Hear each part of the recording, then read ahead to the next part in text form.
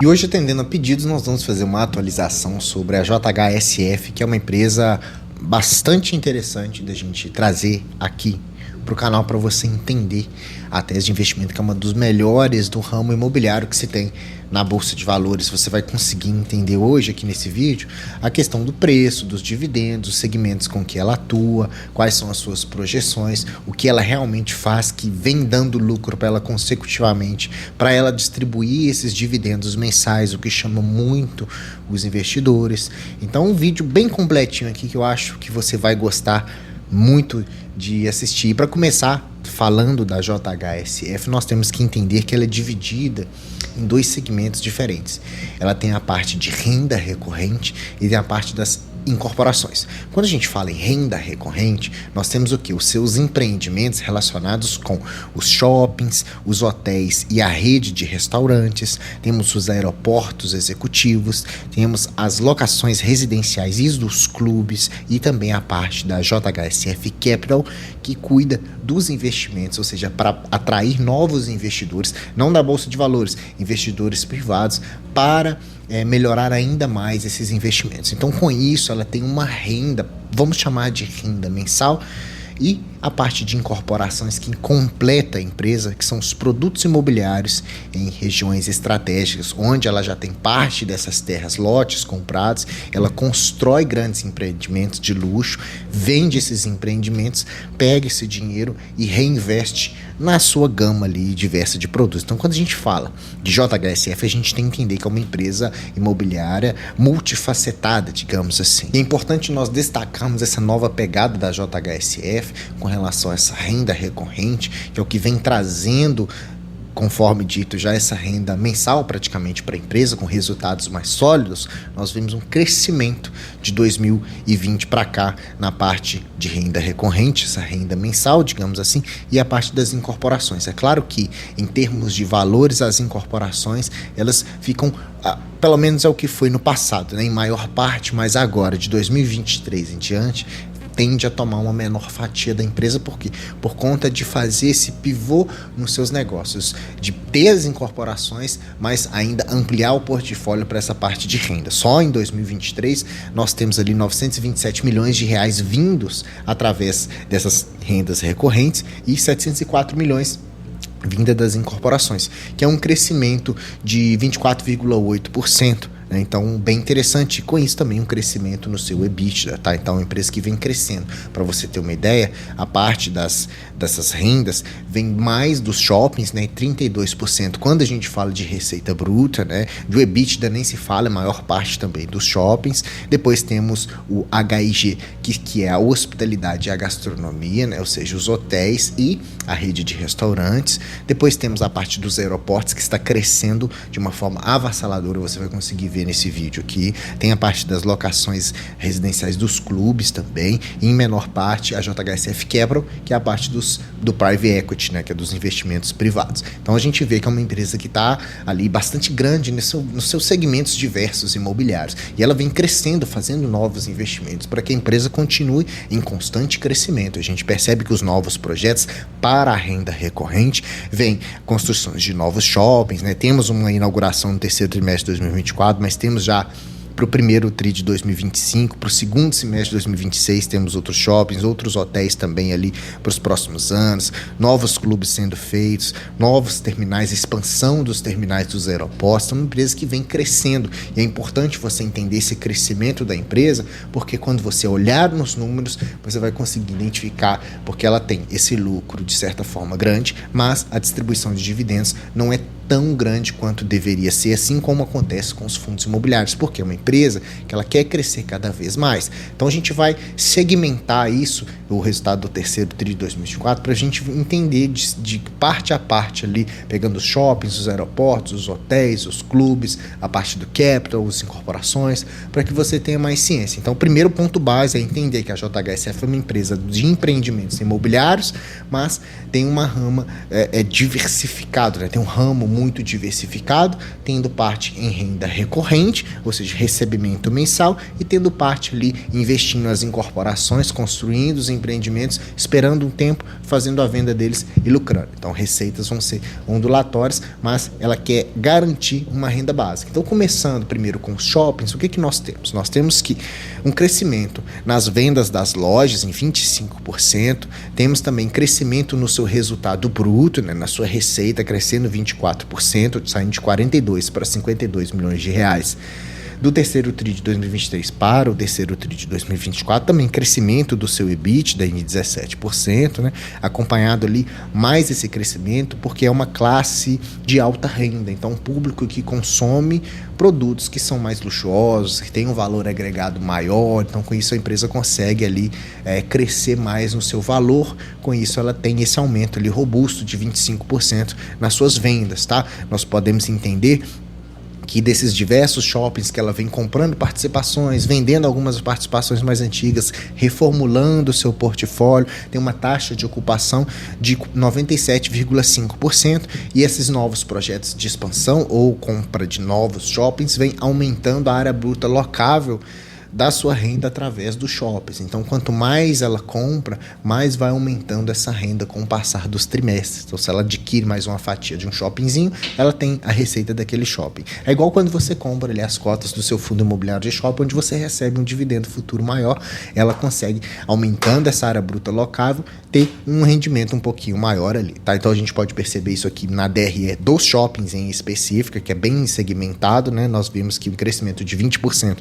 na sua receita líquida, né, de 73,7 milhões. Temos crescimento também do seu EBITDA de 73%, bastante agressivo o crescimento de EBITDA, né, 227 milhões, e 100% de crescimento no seu resultado líquido. Então, o shopping é um dos modelos de negócio mais rentáveis em comparação com os outros negócios quando a gente olha para a JHSF, tá? Falando um pouco então do hotel e gastronomia, né, do HIS, como ela gosta de chamar, a gente tem aqui um portfólio de 10 hotéis e 36 restaurantes, mas não só no Brasil, também temos hotéis espalhados ali ao redor do globo e com uma expansão exponencial bastante interessante. A gente pode perceber que a hospitalidade, ela cresceu em 22%, o preço da diária média também cresceu em 18%, a gastronomia também cresceu em 11%. Com isso, nós temos um resultado bruto um pouquinho menor e um EBITDA ajustado também um pouquinho menor para esse trimestre em comparação com o mesmo trimestre do ano passado. Devido à sua fase grande de investimentos ali, adquirindo, construindo novos hotéis, construindo e ampliando novos restaurantes,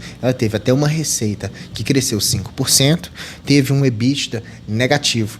Não negativo, na verdade, né? Mas um EBITDA menor, 35% menor do que foi no trimestre do ano passado. Também um resultado líquido ali, já um lucro, vamos chamar de prejuízo, né, em 4,3 milhões de reais, devido a essa fase de construção mais agressiva com que a empresa está crescendo. Então, por isso que é interessante segmentar, né, que a gente percebe que a parte dos shoppings cresce suficiente para suprir essa falta de resultados positivos na parte do lucro aqui nos hotéis e gastronomia, mas é um resultado por hora, né? Tende a isso crescer com a expansão dos seus negócios. A parte dos aeroportos, nós temos um crescimento aqui, tanto para parte internacional quanto a parte doméstica. O número de movimentos dos voos aumentou em 31%. A gente tem uma demanda muito superior à capacidade atual, por isso há um projeto de expansão, né? Os litros também abastecidos aumentaram em 27%, porque a empresa também ganha dinheiro vendendo o combustível de aviação nos seus hangares, né? Com isso um resultado bruto de 78%, com um EBITDA 100% maior devido à constante evolução das suas atividades aeroportuárias, né? Então, com isso uma nova expansão foi ali mediada para poder suprir essa demanda que está maior do que aquilo que os aeroportos hoje da JHSF possuem. Então, capacidade de crescimento bastante interessante, né? Então, vimos que shoppings muito bom, a parte de hotel e gastronomia em crescimento, mas ainda um resultado aquém, e a parte dos aeroportos agora performando muito positivamente. E a gente pode dar uma olhada nisso aqui na receita bruta, que cresceu 34,6%, o EBITDA cresceu 80% e 1000% de crescimento, porque é uma área muito nova, né? Então, o trimestre do ano passado estava bem no início, se arrastando essa questão dos aeroportos, agora mais consolidados, né? Metade do portfólio ali em meia vida, a gente tem ali 15 milhões de lucro, resultado lucro, que contribui para a empresa com fome total. Falando em alta renda, a gente tem as residências e clubes que tiveram ali um portfólio atingindo 64 unidades, tá? Com locação de casas, apartamentos, comercialização e operação de clubes desenvolvidos pela JHSF e a geração de renda recorrente para a empresa, aumentando o seu resultado, 38% de aumento, né, no seu resultado bruto, com um EBITDA 44% maior também. A gente pode perceber isso aqui na sua DRE, onde a gente tem 43% da receita bruta, 38% da receita líquida, um EBITDA 45% maior e um resultado líquido que está também em prejuízo devido ao quê? Devido às suas expansões. Então, o lucro, ele, de certa forma, em alguns trimestres, ele vai ser aquém, porque a empresa vai pegar esse EBITDA, esse caixa todo, e ter o pagamento dos juros ali, dos financiamentos que a empresa vem pegando, das dívidas que ela vem pegando, para poder expandir os seus negócios. Então, uma empresa que está ali tentando crescer à torta e à reveria, como diz aqui na minha cidade, para poder tomar uma maior fatia de mercado, para daqui a alguns anos ela despontar muito mais, ter muito mais números. Mas é tomar cuidado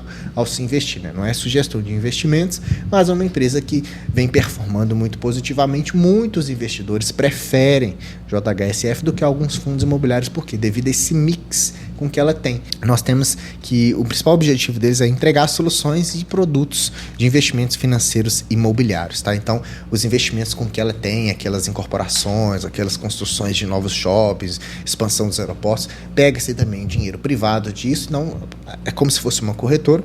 Os investidores privados vão lá e colocam dinheiro na JHSF, na parte do capital, pelo que eu entendi, e com isso ela consegue se desenvolver, né? Então, tendo uma receita bruta ali de 47,8%, mas um EBITDA bem menor do que foi no trimestre passado, com um prejuízo de 2,9 e um prejuízo de 3,1 milhões de reais na sua questão do JHSF Capital, tá? Para finalizar, então, temos as incorporações, que a estratégia é lançar seletivamente projetos residenciais de alto padrão em linha com o histórico da companhia em terrenos que já fazem parte do seu Land Bank, tá? Land Bank, para quem não entende, são terrenos que a empresa já compra e deixa ali guardado como se fosse uma reserva de patrimônio. Se ela vê uma oportunidade de construir um grande empreendimento naquele terreno, ela vai lá e constrói, vende todos aqueles apartamentos, né, se for residencial, e com isso ela tem um lucro de forma absurda, tá? Com isso eu tenho resultado nesse trimestre 31% menos do que foi, né, em receita bruta do trimestre passado, mas o EBITDA positivo, 48 milhões, mesmo assim é quase metade do que foi também no trimestre do ano passado.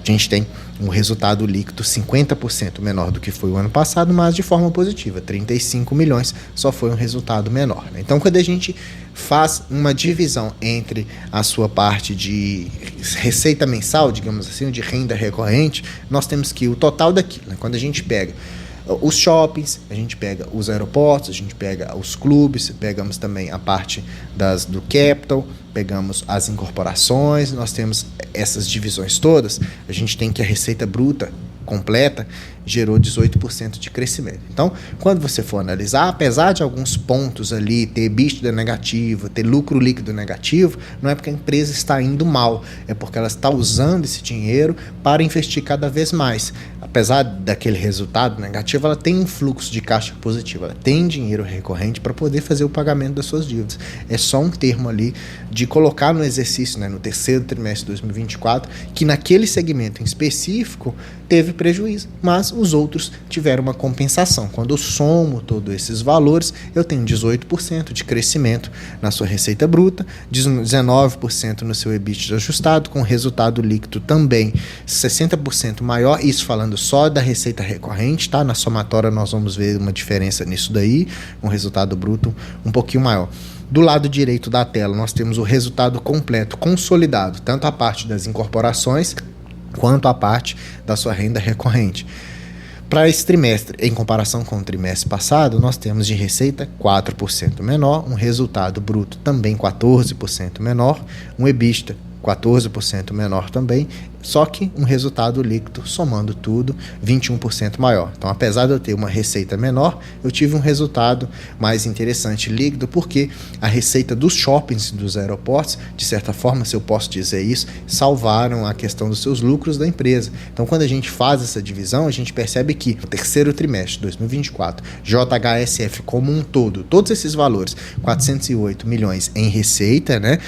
3% a menos, quase 4% a menos, né? Mas se a gente olha aqui um resultado bruto também menor, a gente vê o EBITDA já ao contrário, né? Com 31% maior, 308 milhões de reais, 31% maior, e o seu resultado líquido ali com um crescimento de 20,9%. Então, na somatória de todos os seus produtos, ponto positivo para a JHSF esse trimestre. Fazendo uma análise básica de rentabilidade nos últimos 5 anos para a JHSF, temos que tomar uns pontos de cuidado aqui, porque tem ponto positivo e ponto negativo. Ponto negativo, olhando de primeira mão, é que nos últimos 5 anos, ela teve uma rentabilidade que perdeu da renda fixa, do Tesouro IPCA+, que rendeu 32%, o Ibovespa rendeu 19%, JHSF 4,26% e o índice Small Caps, que é onde a JHSF se encontra, que ela é uma empresa Small Cap, rendeu menos 19%. Mas depende muito do preço que você compra essa empresa, né? Se você compra ela mais descontada, abaixo dos 4,50, que é o que temos hoje, a sua rentabilidade vai ser um pouco maior, se você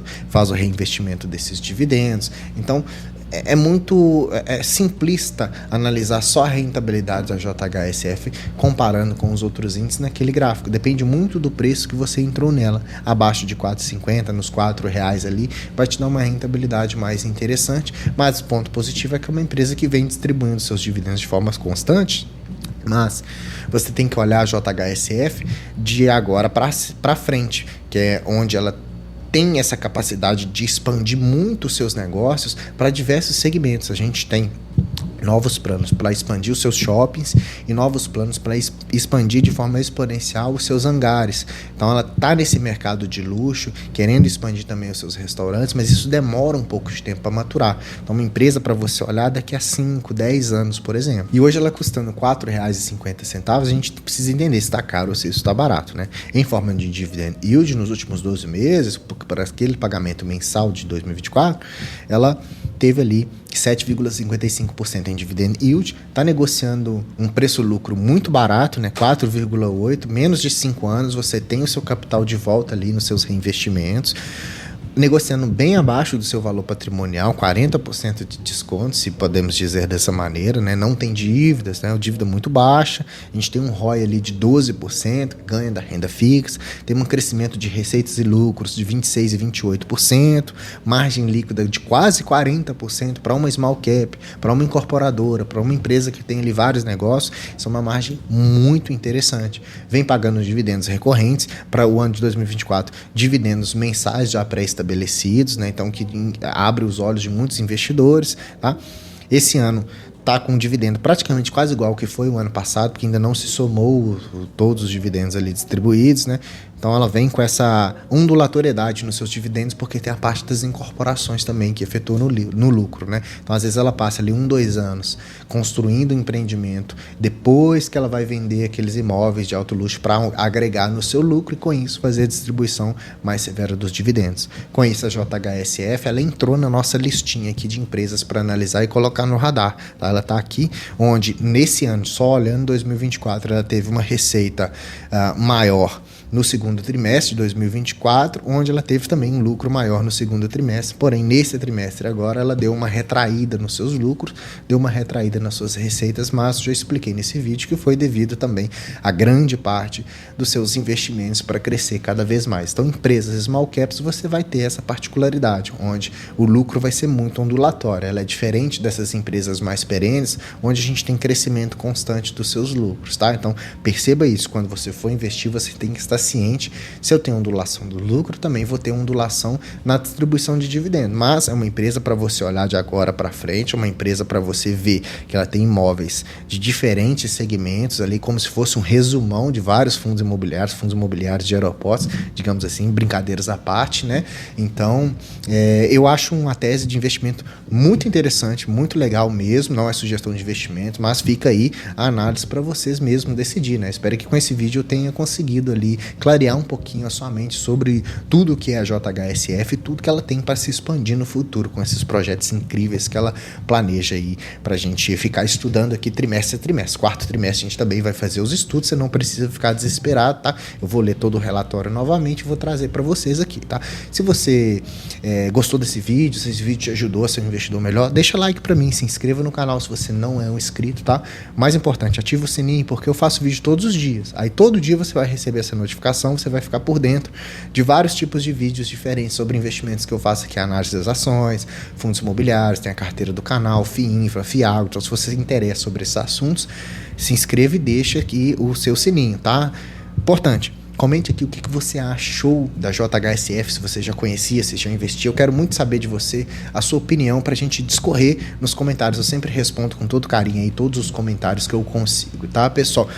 Para a gente finalizar, clica no botão Seja Membro aí, seja membro do canal, seja parte da família ICM, receba posts exclusivos, mas ajude o canal também a crescer, ajude a me doar mais aqui nos vídeos, criando conteúdos de altíssima qualidade pra gente, tá? Porque hoje aqui você assistiu o canal do Investidor Classe Média, eu sou o Gustavo, te vejo no próximo vídeo, até mais.